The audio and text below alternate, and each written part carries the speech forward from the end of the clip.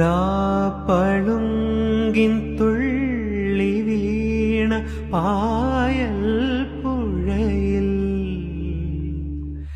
ചാഞ്ഞുലഞ്ഞ ചന്ദ്രബിംബം താനേ പൊലിഞ്ഞോ.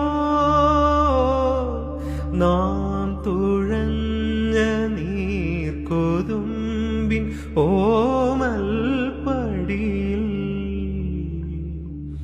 നീ പറഞ്ഞ തേൻ കഥകൾ പാടേ മറന്നോ.